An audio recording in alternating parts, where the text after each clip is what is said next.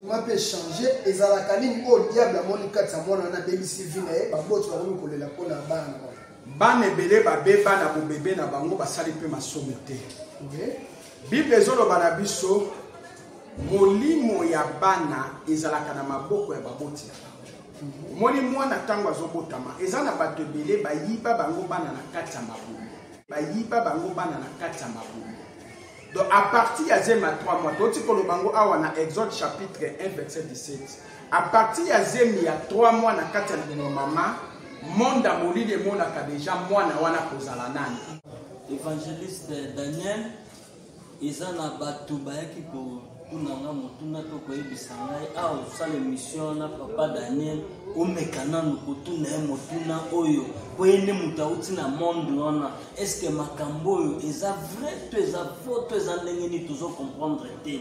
Papa Daniel yebisa biso na mutu soki akufi akendaka libela to azongaka lisusu to ba marque ya baliwa mususu ezali yanza liwa kufa ezali mibale sokotali na mokanda na Ligue chapitre 16 utu lokola ya vivre ka déjà na monde wana ezali na besprit o bakoya kozwa ye ba meme na kati ya monde astral ake na prison wana tebele bana problème ba mariage bana ba sang ba caché wana yo moni ba tebele bana problème ba financement bana ba caché wana ozo comprendre bana ba caché wana sikoyo mtu akufi aya lisusu kozonga lisusu na mokila ya kosala événement wana question ya liboso o mekana no ko expliquer biso. Ok, merci frère Joël. On a biso et fungola babomis. Bon, on a ces mingi. Question là les amis. Satan arrive à Keno, mutu wana za na mbongo pour assaisir les dépenses, atina bâtiment et assaisir les dépenses. Mbote bana na Nzambe, topesi bino mbote na kombo na Yesu Christ. Ezalaki mabongisi na biso pe mabongisi na Nzambe aponi tokutana zo na mokolo ya lelo oyo nyonso ezoleka awa eza mpona lokumu na biso te me eza mpona lokumu na Nzambe po ete milimo ya bato nyonso bokolanda témoignage oyo bandima Yesu Kristo lokola mokonzi mpe mobikisi po ele baleka na kozwa bolimbisi ya masumu po tobika. Nzambe topesi yo merci eza mabongisi na biso te kasi mabongisi na yo oponi mokolo lelo tosangana na bana na yo tika ete nyonso tokosolola eza na se na loboko na yo nguya molimo mosantu abanda na biso mpe asukisa biso elongo na yo na kombo na Yesu Kristo mokonzi mpe mobikisi na biso amen. Na yambi bino bandeko oyo kozana mituna buti kotuna po bana na Nzambe bazolanda biso efungola bango miso. Bon, on a ces mingi. Question là les amis. Satan arrive à Keno, mutu wana za na mbongo pour assaisir les dépenses, atina bâtiment et assaisir les dépenses. Ok, merci beaucoup. Omoni et monde ya ténèbres tango tozolo ba Satan santé na misala nyonso moni donc totali par ya Lucifer nano o bato nyonso bayebi et aza omniprésente aza pe omniscité Yesu Kristo naza omniprésent aza omnisci ayebi nombre ya suki ya moto na biso ayebi pe nombre ba problème na biso omoni na chaque libota diable ozobenga Satan atiaka antenne moko ya ye na chaque libota akoki kotia ndoki aza antenne po azwaka makambo nyonso eleka na libota wana soki moto azwi mbongo antenne wana azwi amemi lisolo wana mpona na réunion ya bandoki na libota na nga moto moko azwi mbongo ozo comprendre ya mibale monde à ténèbres soka raté kotia antenne na ye na kati ya libota na yo akotindela mpe antenne ya camarade olandi meshaki makambo na oloba aoki kotindela yo mpe antenne ya camarade antenne ya camarade wana oyo azotindela yo wana panda azotindela antenne ya camarade antenne ya camarade wana akoyela yo bitumba yazali oyo batindi renseignement ya diable atieli yo liboso na yo antenne wana yeba okozwa mbongo to kozwa te oza na mbongo to kozwa na mbongo te ntango amoni koza na mbongo antenne wana akoinforme ndenge aza na mbongo ndo omoni sikoyo diable akotinda envoûtement aoki kotinda envoûtement ya masanga aoki kotinda envoûtement ya kindumba aoki kotinda envoûtement mosu atindi envoûtement ya maladi ti mbongo wana nyonso kosila c'est parce que monde à ténèbres atielaki yo antenne na pembeni na yo po asala nini po aleka na kokota na vina ozokopwa ndenge diable ayebaka likambo donc ye moko boye diable ayebaka kati ya vi na biso te et puis diable akotaka liso na kati ya vi na biso mpona koyeba makambo eleka mpa na biso na nzela mosusu na nzela nini ya nzela lisumu po kamera ya diable eza kaka nini masumu ozomona kamera ya diable po ayeba makambo na yo eza masumu po soko otangi na kokanda na 1 Jean chapitre 3 verset 8 Bible lobi mutu oyo asali masumu azali mwana ya satana po ete satana ye nde asalaki masumu wuta ebandeli ya mokili ozomona donc soko osali masumu oza mwana satana me na suka balobi mwana na nzambe ayaki mpona kobebisa misala ya satana yesu ayeki kobebisa misala ya satana epa banani epa baoyo bandimeli ye yango nde abebisi misala.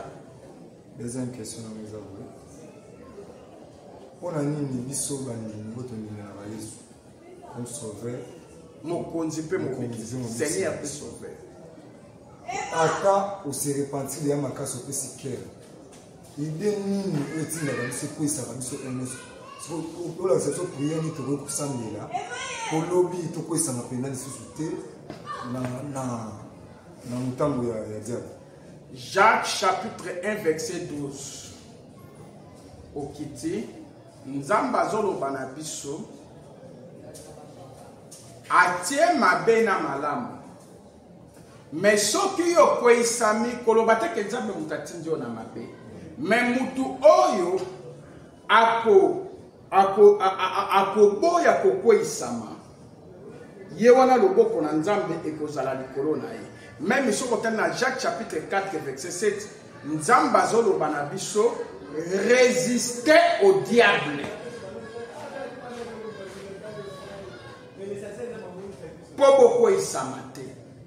Omoni Joseph mwasi mokonzi ayaki liboso na ye po aleka na kobima na ye mais Joseph akimaki masumu po diable akakokotisa motu na masumu tango amoni vraiment tango élévation nzambe ekomi liboso ya moto nde diable akomultiplier masumu donc babenga yango tentation tango yo okweyisami koloba teke nzambe moto atindi yo non ozomona yo moko osaleli posa ya nzoto ozomona yo moko osaleli posa na yo puisque monde amoli etilizaka makanisi ya moto makanisi yango wana ame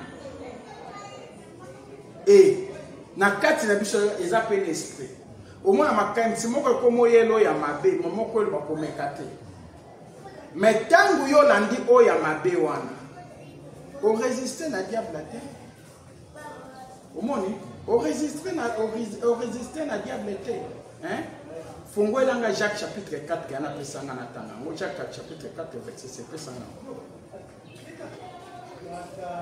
Jacques chapitre 4 verset 7 nzambe obi soumettez-vous donc à Dieu, résistez au diable et il fera loin de vous. Alobi tozala na komikitisa epa na nzambe peto résister liboso ya diable akokima musika na biso po ete soko résister ka kolongi masumu lisumu eki kolanda yo na nzela pe na baposa ya nzoto na nzela pe ya bantene lisumu wana tango elandi yo tango yo résister devant lisumu wana diable akimi yo po Yesu Kristo abiba o bakokanga motema na Matthieu chapitre 20 verset 24 ba o bakokanga motema bango nde bakolonga mais soki okoki kokanga motema te okoki ko résister na diable te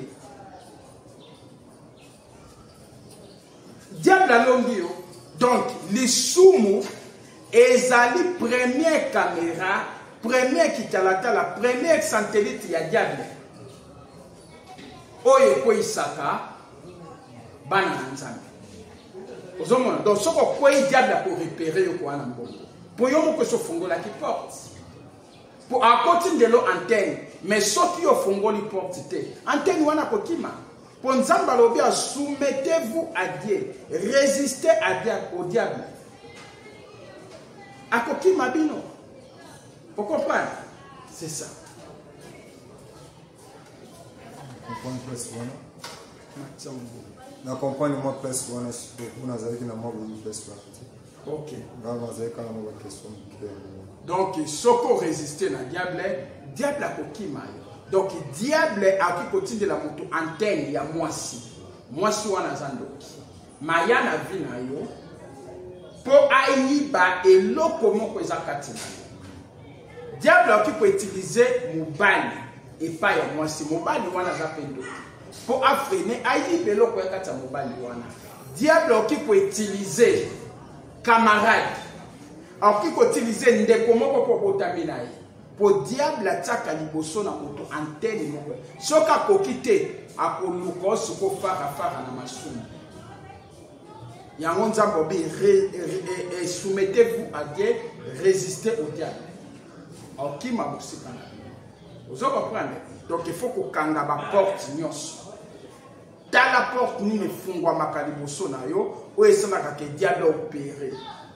après opération diable ça yibi o ezakati na yo makanisi koya sima nazaki na mbongo moko esilinga kaka boy eyesima mais tamba komono lingo je sois kolanda soko tali na Matthieu chapitre 2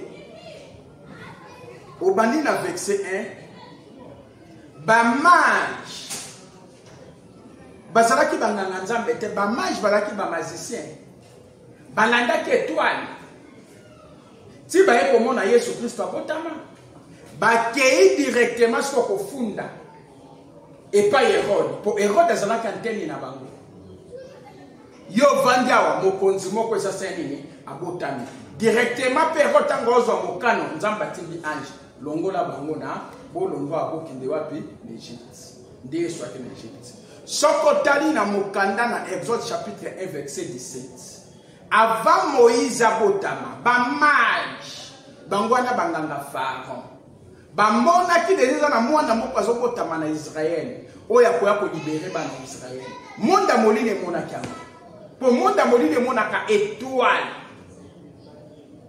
ya destinée ya baebisi Pharaon tinda baso bazobotisa bana nyonso bakobota mibali baboma bango mais Moïse akina na kati ya libi bamona kyama ndengeni ozoma fana babandi koboma bana na libumu mais bakoka koboma zema Moïse ti baye ko bise so Pharaon mwana ngo esi abotami ti da basoza baboma bana nyonso mibali babotami baye batamondeli ale Nzambe pa kotikati ya mama ya Moïse atindi bakebwaka mama Moïse akebwaka Moïse na mai akoteli pe mwana Pharaon atindi ke na mai ok nda kwa Pharaon ba piscine ezalaki postafo zomone bandi l'Égypte l'Égyptien de bakolo ba dessin mwana Pharaon ke na mai akekolo kuta Moïse akoti na ndako ya Pharaon libanda bosi sabatu na koboma pona Moïse mena kati muto bazoluka ye wana Nzambe aveugle ba mage wana tikete Nzambe aveugle ba ndoki nyonso babundisaka yo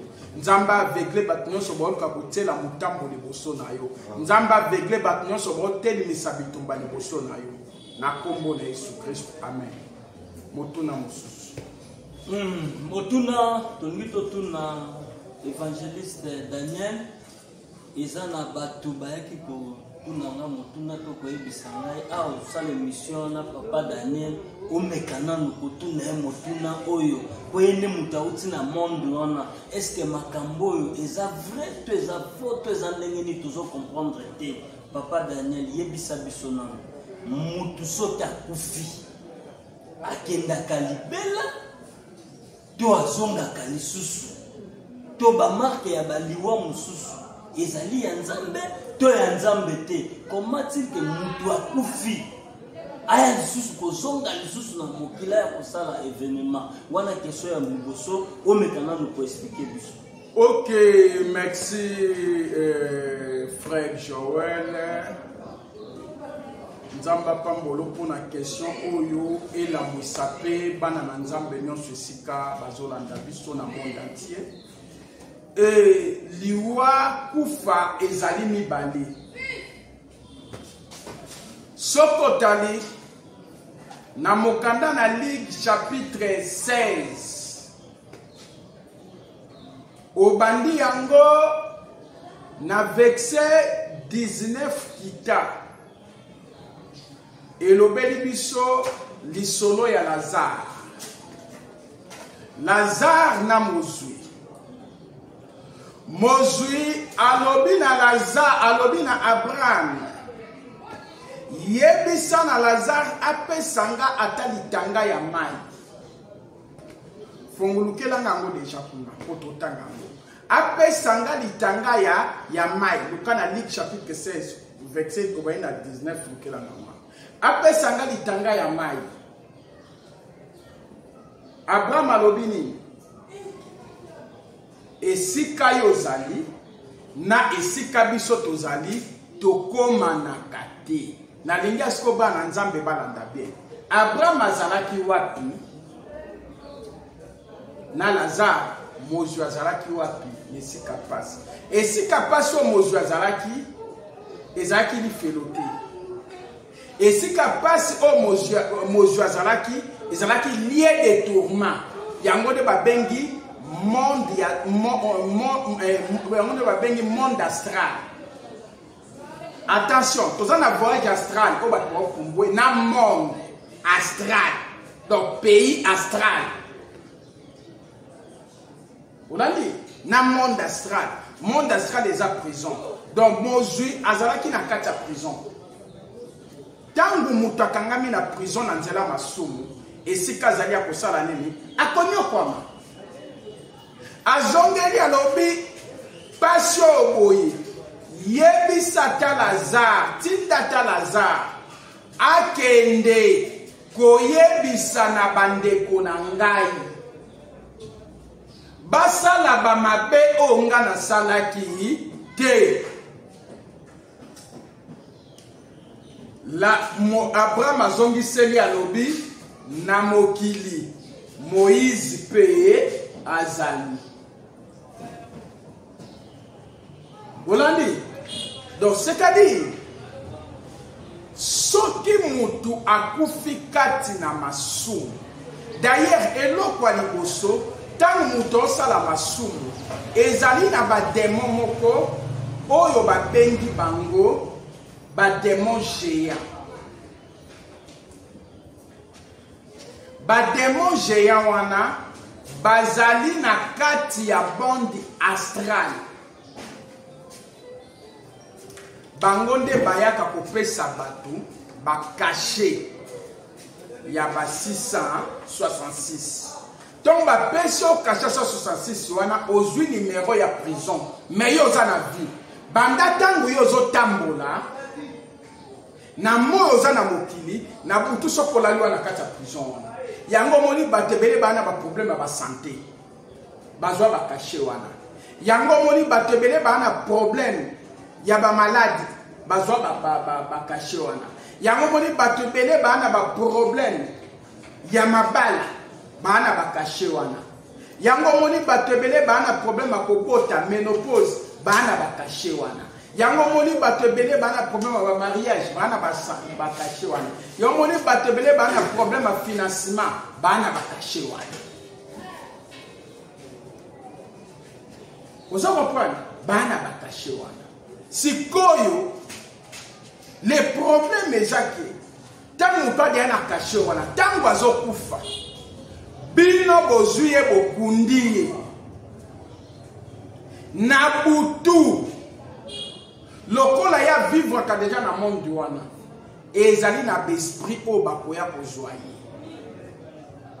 bamemi na kati ya monde astral ake na prison wana akufi na volonté ya nzambe te akufi liwa masumu po ete bible elobi na biso nzambe asepelaka te na liwa moto na masumu po moto wana ake koyokwana ozokomprendre ake na prison ya monde astral mais mutu oyo akufi kati na Yesu Kristo oyo diable alukaki azwi ete ba anja nzambe baka kozwa mutu wana soko tali meme na mukanda na Jude chapitre 1 verset 9 tango Moïse akufi diable a précédaki mpona kwa kozwa corps ya Moïse nzambe atindi Mikael aye kobotola bango corps tozolakisaki non Moïse azalaki ya nzambe yango nzambe atindaki Mikael asani aya kozwa oke kosimba corps dans la dimension ya spiritualité liwa ezami bani liwa ya nzambe oke na lieu de repos wana oke kovanda esika babrame banani tout bazali mais liwa kati na diable oke na lieu de tourment oyo ezali monde astral ozomona siko bato oyo bana kati ya spiritualité na mokili supposons neti baselemani bedingwe bashakazulu oyo bakufi na kati ya spiritualité bachange de monde bakufi te bazongaka na kati ya mokili bazotanga ozomona bato mosusu mpo okoyoka na monaki ye bato mosusu apesaki nga message we nazalaki na ye mpo bazongaka na mokili epui bato oyo bazoinvoke bango boya na mokili mais bato mosusu oyo bamonaki ye yesi akufaki moto akufaki na spiritualité te akufi azalaki na bonzambe akozonga esu bamona ye te wana eza bandoki balati forme na ye nde basali nini babino donc c'est ça liwa nzambe yali ya satana pesa.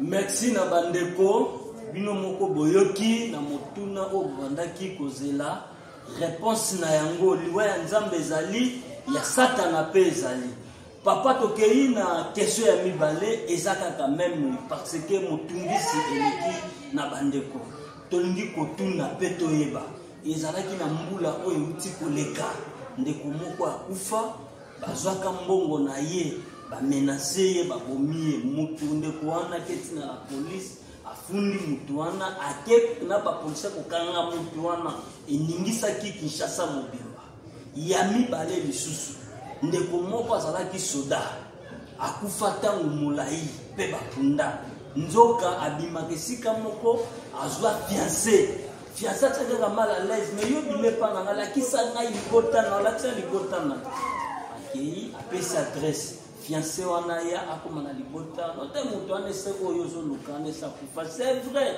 alakisi bafoto tala kutu tozalaki na ye lobi tusabani eningisaki quartier mobimba likambo mosusu oti kokweya na hôpital moko ya monene ya ville ya Kinshasa na ngambo ya ntango eningisi docteur moko abandaki kosala na hôpital wana l'hôpital ya Robotin na ntango na kote ya marché Liberté hôpital na biso ya Robotin komba docteur yango ezalaki docteur Christian mwasi moko aye na mobali na ye na pasi ya kobota aye kokuta réunion ya baminganga na kati ya réunion bake réunion babi bon mama azala quelque bacentimètre non mwana kita pe bakoboti en attendant toke réunion docteur wana bimi na mort loko ezaka pemeni na salle ya chaise abimi atuni mama ofandi kwepasa kobota bake wapi yaka na potiso azwi bagan sans le savoir alati pe combinaison lokola baminganga otisi mwana mwasi wana na mama boyebi tata boyebi mama ndenge ezalaka bazwi mwana po bakende azwi mwana pa kende kosukola ye akei ntango baminganga baye mama na botisi yo te docteur mo Christian docteur Christian ndenge nini abandi kodetaye bamonisi te mwana ngo aza wapi babandi kolukaluka bakende na mort esika batiaki nzoto ya moei bakuti mwana likolo ya docteur alali mwana na pe ya kokufa likolo ya docteur baye na sango koyebisa l'hôpital place mwasi abote mama wana ntango ayoki bongo moto akufa nde abotisi nga mpe mwana nga akufi ayoki somo apike crise se place akufi sango oyo eningisi nde baye koyebisa ngai soki osali mission otuna nano évangéliste estce makambo oyo ezosalama eza fin du monde to eza lisolo ya vrai totalaka yango na bafilme nigeme oyo eza live bato bamoni bazalaki sur place sango mpe epanzani mpo kinshasa sango ebombamaka te motuna wana nde bazozela bayebisa biso ya solo soki eza nini vraiment au juste oyo tozomona yango totiki motuna epanda. Ok, merci frère Joël Nzamba Pambola yo bandeko nyonso bazolanda bakozala pe éclairé neti likambo hôpital wana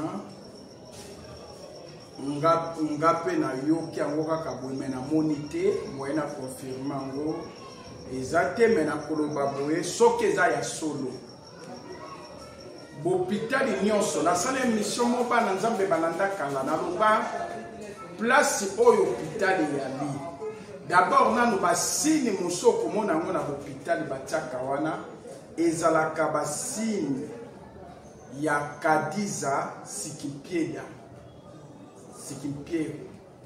eza basini ya monde ya ténèbre oyo epesaka passage na besprit mpo basala baopération soki docteur wana akufaki azalaki occultiste akufaki physiquement mais spirituellement te aza capable ya kozonga soki akufaki na masumu besprit oyo baka kopere wana bakokota na nzoto na ye lokola eza poso batelemisi yango batamboli mpe aye kosala mission c'est parce que mwana oyo ayaki na kati ya mama wana azalaki l'étoile faye basala mission ya kolongola ye ndenge nayebi so makambo ya moïse mpo étoile wana esalama te ekoza mpe ya complicité na bandoki ya famille ya mama to famille ya mobali ya mama ozomona eza makambo oyo esalamaka ndenge olobi moto azalaki na niongo azofuta te bafamille wana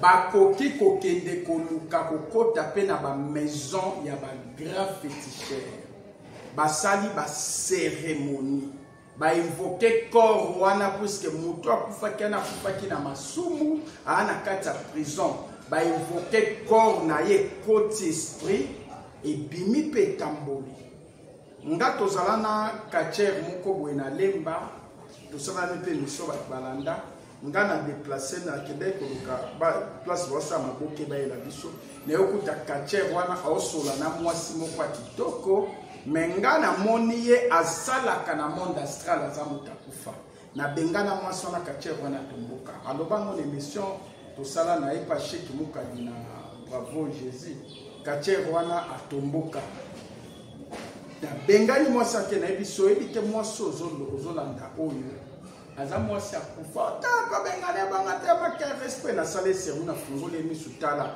amoni pene skelete apamba apesanga raison atémoigne yango l'émission mokosala donc batu eza na batu mosusu bakufa bateka bango esclave ntango akufi bapundi bayebalamusi ye bateki ye esclave bateki esclave azosala mosala mpe kaka na mokili na biso asalaka na société moko asalaka na magasin moko makambo wana elekanaka akoki kokutana mpe na motu moko ayebi akoki mpe kokende kolinga mwasi moko kote mosusu apesi mpe adresse ya ndako na bango ntango mwasi ana kodécouvrir akende kotuna boye ndeko na biso esakufa eza biloko oyo epasaka yango moni mobali to mwasi ava kolinga motu na nzela il faut bondela nzambe mwana nzambe nyonso faut na vie de prière ava kosala pas faire na motu faut bondela nzambe puisque monde à ténèbres ezalaka na capacité bato bango balongoli na mokili bazala mpe na capacité ya kotambwisa bango na mokili bato nyonso bakutana na bango na banzela wana bakufaka bato nyonso bakutana na bango banzela na bavi na bango mpe esaka nini ebebaka c'est ça.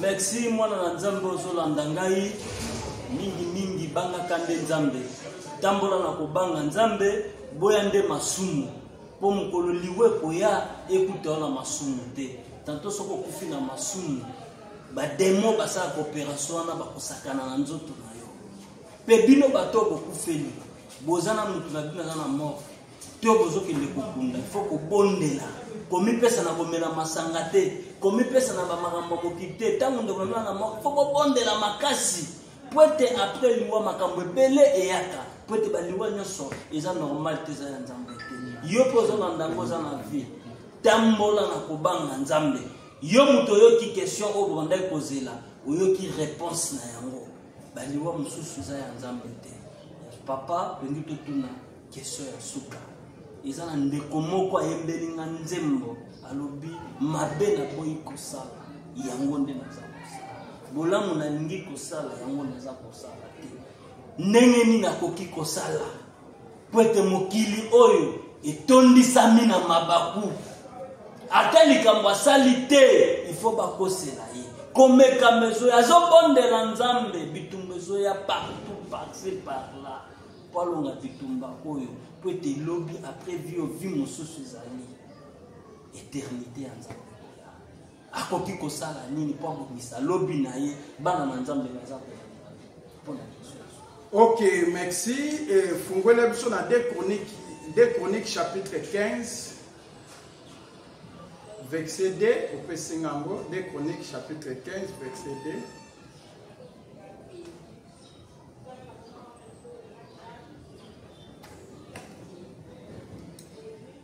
2. Deux Chroniques chapitre 15 verset 2.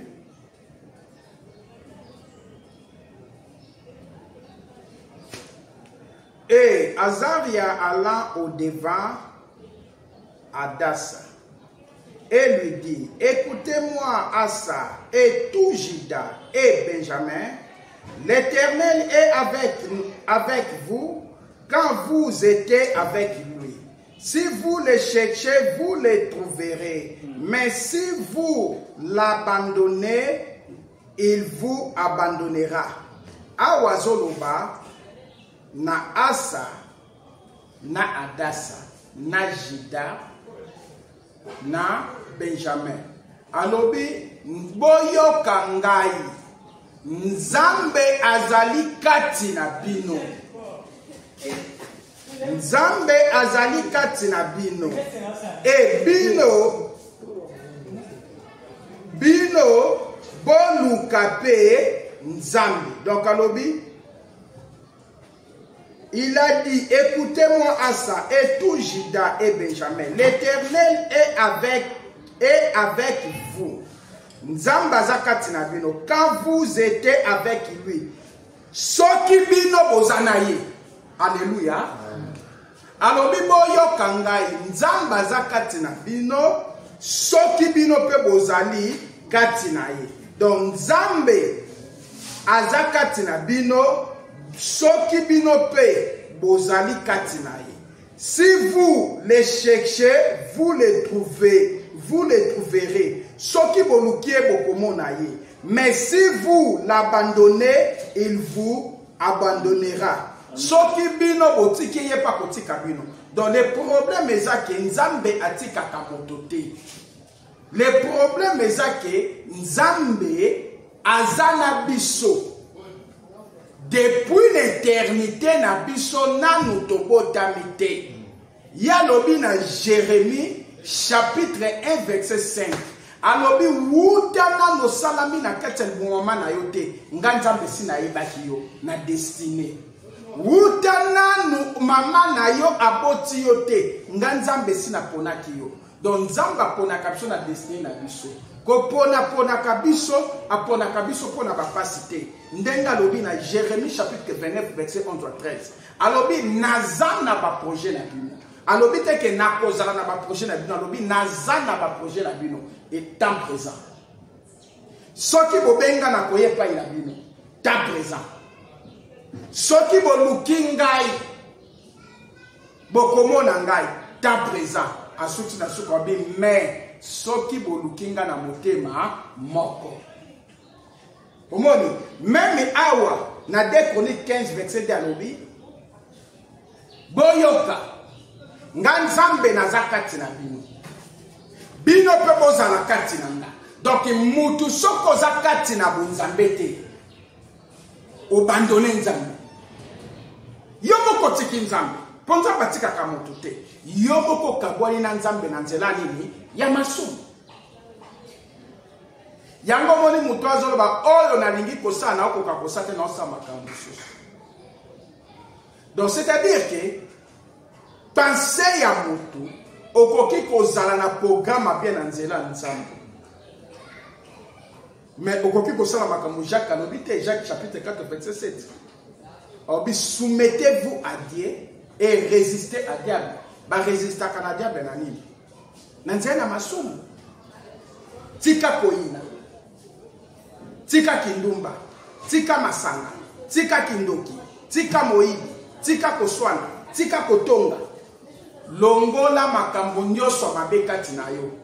Diable emoka kosala nini? Akokima yo. Mais yo tango za ko approcher makambo mabe liboso na yo. Koma diable akokima. Repentance yango ne mama délivrance. Et délivrance yango de mama prospérité. Nzambe nano asalela mutu te na nzela masumu. Yango nzambe abina mukanda na Amos chapitre 3.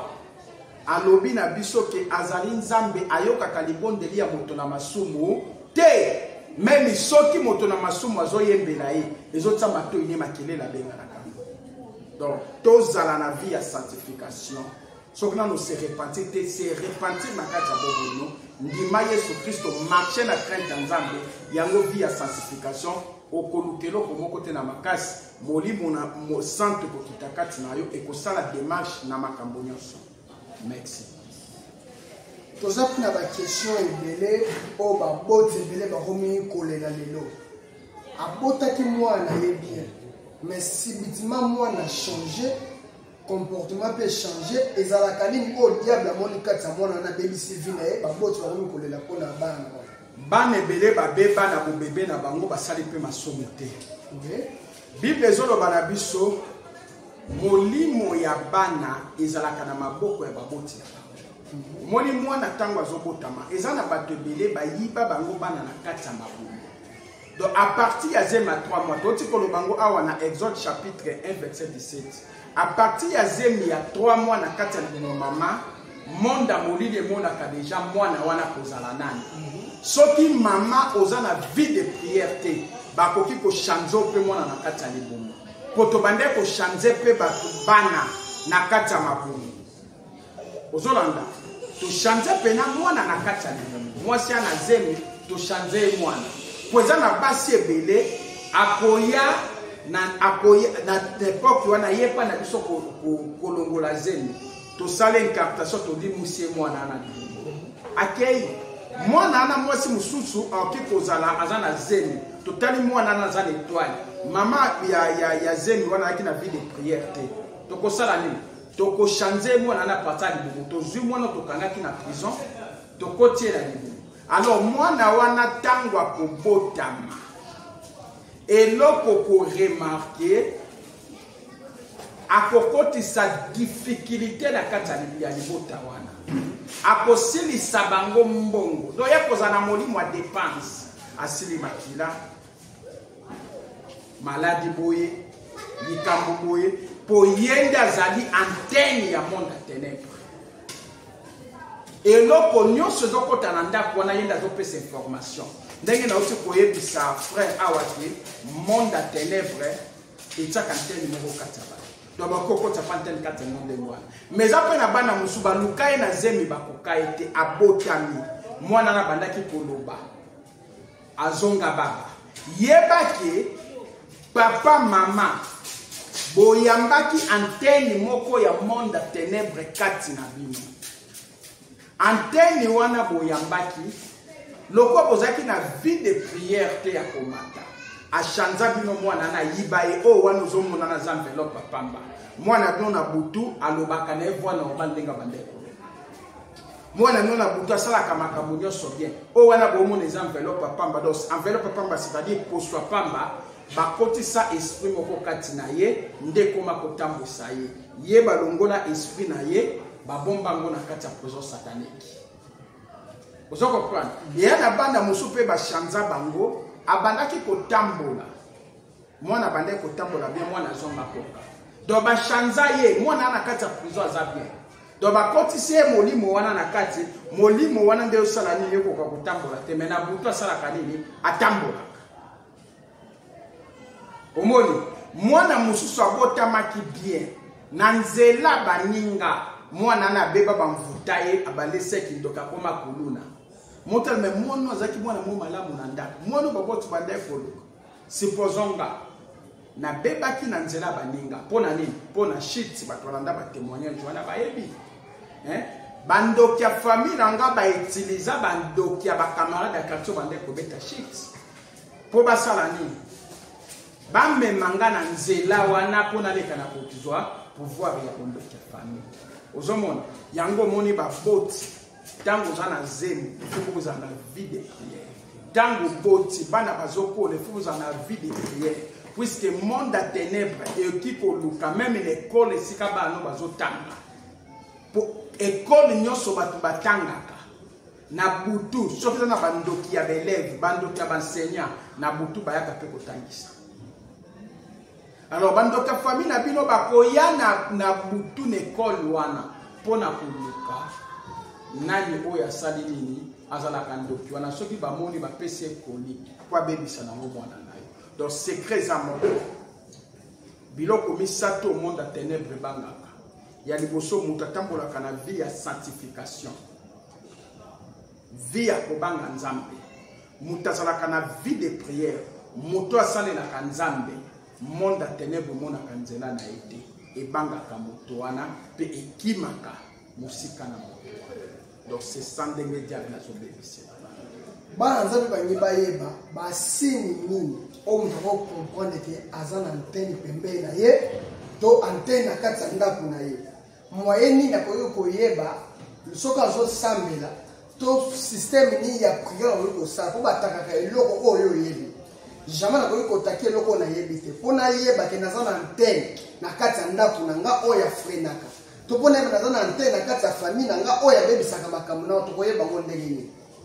Osée chapitre 4 verset 6. Osée chapitre 4 verset 6. Osée chapitre 4 verset 6. Mon peuple est détruit parce qu'il lui manque la connaissance. Puisque tu as rejeté la connaissance, je te rejetterai et tu seras dépouillé de mon sacerdoce. Puisque tu as oublié la loi de ton Dieu, j'oublierai aussi tes enfants. Nzamba lobi banananga babebi sami na kozanga oyeba. Mais soki oyebi oboko ndima ngape nzambe na senini na tiki yo na kobosa na yo moko te na kobosa na bana na yo. Jean chapitre 8 verset 32. Jean chapitre 8 verset 32.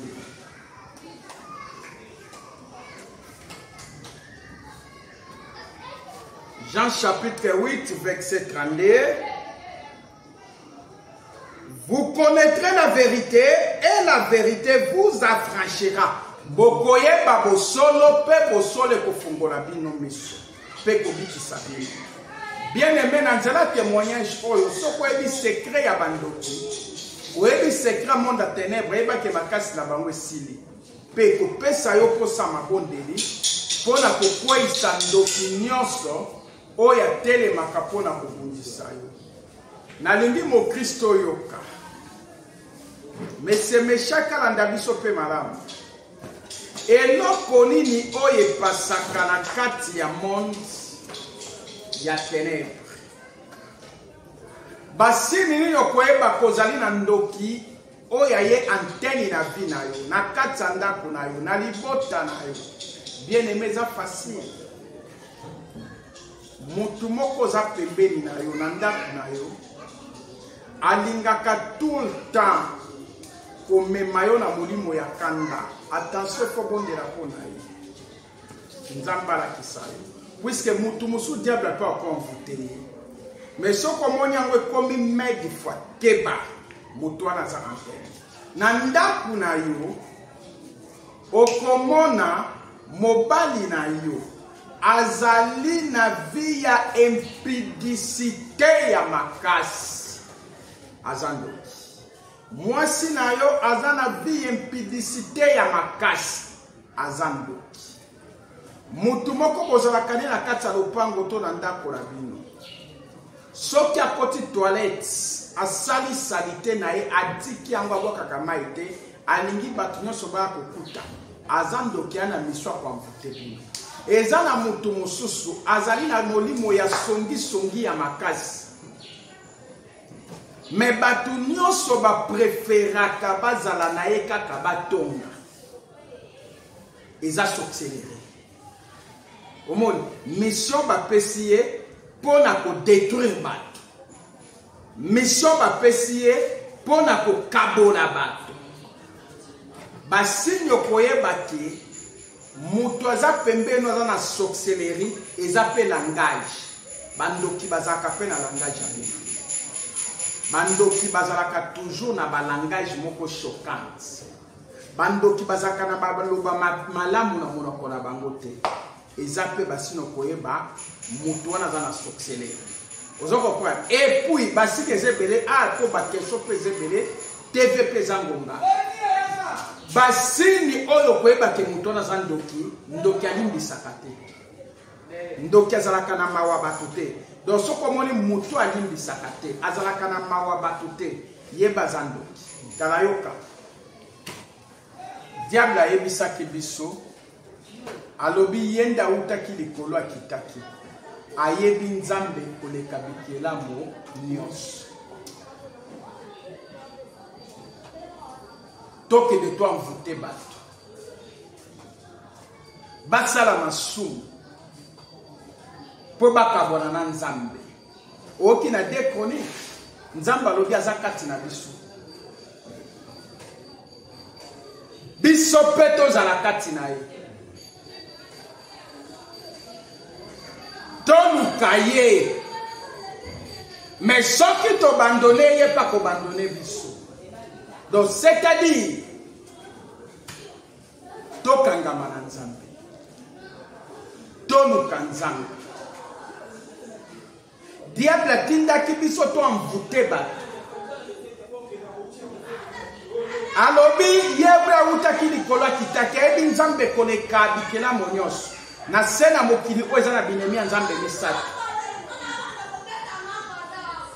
enemi ya nzambe ya liboso eza moto abangaka nzambe te enemi ya nzambe ya mibale eza moto asambelaka nzambe te enemi ya nzambe ya misato eza moto asalelaka nzambe te na biloko nzambe apesi ye na maboko aza enemi ya nzambe. Donc trois catégories ya bato oyo soko na kati na misalo wana moboye enemi ya nzambe diable aza capable okanga vuna. Et puis ndoki soki akandeli yo atozalaki na zemba 3 mois na bomama na yo obotami ti yo koli ti yo komi mukolo yebaka kotika yo te akolandela yo atokokisi 70 ans ti bakokisa mission na bango. Donc ndoki azalaka na mawa te ndoki alimbisaka te soko moni mutu azalaka na mawa bato te mutu alimbisaka pe bato te yebaka za ndoki po mwana na nzambe atonda na bolingo azalaka na mawa bato ndenge moko nzambe pe azalaka na mawa likolo na ye po koyokela bato mawa yango nde eza molimo mosantu yango moni ntango moto ozomona na vie chrétienne na ye soko osali lisumu moko na miso ya nzambe motema esali yo mawa ezotinda yo na se lisumu mpo na nini yebaki eza molimo mosantu atinda osala nini ose repentir na kateli moto maloba mabebo mpo na nini molimo mosantu atinda osala nini ose repentir olandi oza pembeni ya nzambe orapproche nzambe opusani pembeni na nzambe nzambe pa pusani pembeni na yo omoni soko mosika na nzambe oza na maboko ya satana okobanda kosala na yo bamasumu makambo ebele me na kati ya motema na yo mawa ekozala te yango moni moto azalaka na mawa te moto alimbisaka bato te aza ndoki. Évangéliste, il faut clôturer. Mutuna moko ya suka oyo ezolimbisa Kinshasa. Mutuna ya liboso ezali bana mibali bazokoma basi babengi bango bapite basi bazokoma mibali babengi bien likambo oyo ofongola bana na nzambe eza envoûtement to eza département oyo satana abimisi asika to ezali bacomportement ya bato ya libanda nde ye na kati na mboka na biso omeka nano koexplike biso mpe ya suka phénomène kuluna l'église etondi pepo mais eloko oyo ezokoka kosila te eza vraiment nini omeka koexplike biso. Ok, likambo ya balesbienne esi tolobela yango na bamari de nuit bana nzambe balandi yango mbala na bamonde nyonso ya ténèbre bamari de nuit mpe bafemme de nuit bazali mais toza na 3 catégories ya bamari de nuit mpe femme de nuit. Première catégorie batambolaka en groupe babandaka na 160 mami wata 160 tati wata na ba monde à ténèbres babenga bango ba déesse na ba prince ba tati wata na ba mami wata o batambola ka groupe wana bakoma ka kwa kokota na nzoto ya moto ndenge nini ya liboso eza na nzela masumu ya mibale eza na nzela ya ba film pornographique ya misatu na nzela internet oza na mimoko akoma kotindela yo na journal na yo ya internet ya Facebook ba film ya pornographique ba journal romantique tango zolanda yango mingi okomona siko bespo batembolaka groupe soko za mwana mobali bespo na bakoya 160 ya basi bakotio na nzoto donc bakokoto na nzoto ya mibali bakoya baekokoto na nzoto nzoto na yo ekomi mbeto na bango bakomi kosala rapport sexuel na kati a partir ya wana ndo moni mutu akomi kosala ba masturbation ye moko akomi komi caresse ye moko ekoki kozala mwasi ekoki kozala pe mobali tango ezosalamela ye ndenge wana excès nango besprit wana bakose multiplier siko kati na ye bakomaka peti na baniveau ba 3000 to bakokoma ebele bakoma osangana ekomema sikoyo mwana mobali akoma na molimo ya lesbienne baminingane mibali babanda kobimane na nsima eza memi na bapaster ebele baa na baeglise a bakenda mpe kosimba basiance occulte bapesa bango condition wana babalisa bango basi ya butu na moi badivoxa na basi na bango bandako bazwa kaka mwana mwasi moko na eglise maza étiquette mwana mwasi wana mpe aza antenne ya monde ya ténèbre ana consigne nyonso mpo ekouvrir ministère wana mais ye aza na frère moko na eglise wana alingaka ye mingi atambo ane makambo nyonso atitelaka ye abimaka ne na nsima baza na bapaster wana bazali eza mpe na bato ebele baa na misala ba PDG banali baza ebele balukaka bafonction mais baza balesbienne monde ya ténèbre ekomisa bango bongo donc wana bakenda kozwa bakisi mais eza na bamisusu excès ya kotala biloko wana milimo mabe ekota bango envoûtima wana ekomisa bango bapede ekomisa bango mpe balesbienne biloko nyonso wana eza ya nzambe te eza ya ténèbre mpo ebandi banda Sodome na Gomore yango nzambe abomelaki mokili. Ngape nazwi question moko papa na tuna wana tozokomona lelo mokili ebebi makasi neti journée ya lelo nde tozoloba awa mai ya njimbi plein papa oyo tozokamwa eza nini eza fin du monde to eza nini ou bien ekomi envoûtement to satan akongotake terre aona na makasi nini tozokomprendre te na komite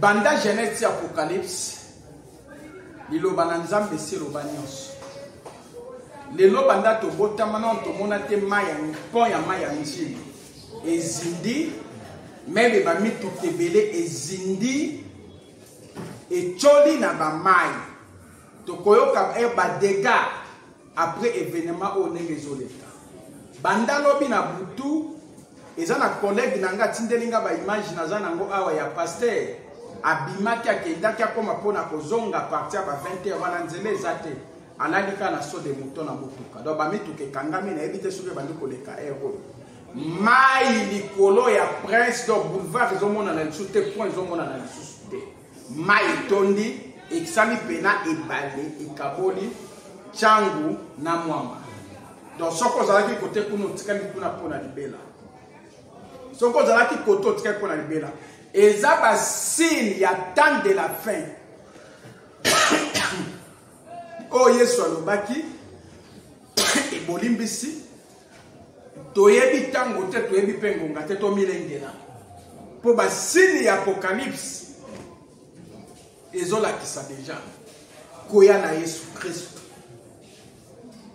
dimanche ya lelo baoyo bazalaki na programme akokende kolia bambisa mai na kikoli bake yango te baoyo mpe bazalaki na programme akoya baeglise kote oyo biso mpe towana bato bauta kuna na ngambu balimete mingi baye yango te baoyo mpe bazalaki na programme akokesandela na balimete bake yango te mpo nzambe atie bale ndenge moko etikali moke moloni akabola matiti na mbuma moloni eza yesu kristo mbuma eza baoyo bandimeli ye matiti eza baoyo baboyi ye mpo bakende na moto yango moni ntango ezali nanu ya kobongola motema. Merci mini. Topesi bana na nzambe nyonso merci oyo bolandi biso. Nzambe alola nzambe na nguya apambola bino. Tokosukisa boye Yesu naze bandeli pe suka mena liloba nende tozosukisa nango. Matthieu chapitre 5 verset 8 nzambe alobi esengola moto oyo azali na motema peto ye wana nda komona nzambe. Bien aimé za na motema peto nzambe okomona ye kati na mokili peti na lola okomona bolamu na ye. Bambote bele na bandeko nyonso balandi biso pati lokesa na mama jetu na kati États-Unis bambote bele. Pasteur Blaise Pongo na kati ya France bambote bele. Na pesi mbote na Junior frère Junior na mama Chacha na pebino bambote bele.